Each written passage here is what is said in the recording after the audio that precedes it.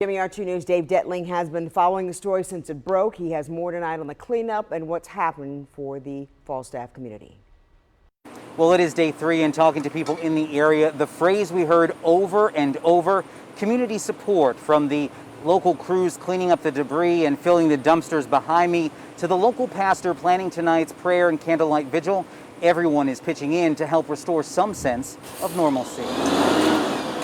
Wednesday on Labyrinth Road brought with it excavators and large dumpsters, signifying the beginning of a community's cleanup. We're just working diligently to be able to clean up the site as quickly as possible so that when folks start returning to their homes, they don't have to see the last site that they saw when they left on Monday. Councilman Yitzi Schleifer says crews have been working since early this morning.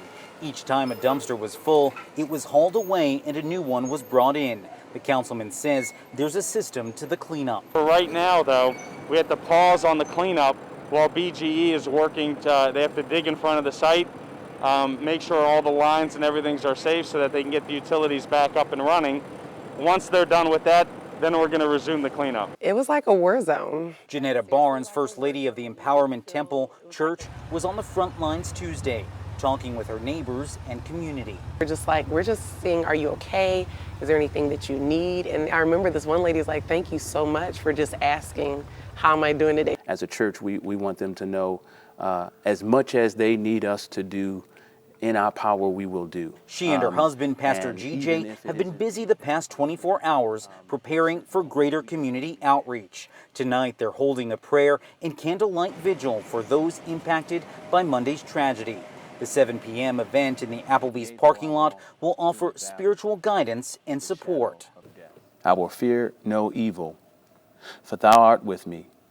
Thy rod and thy staff, they comfort me. Pastor GJ will read from the Bible. Resources will be available, and the church will be handing out anointing oil. We wanted to just listen and really support them at their pace and let them know that locally, we are here behind them, the Empowerment Temple as a church, the greater community as a whole, and we are in this together. Family of 20-year-old Joseph Graham, who died in the explosion, is expected to attend. The aim is to gather the community and heal as crews slowly clean up the Falstaff neighborhood.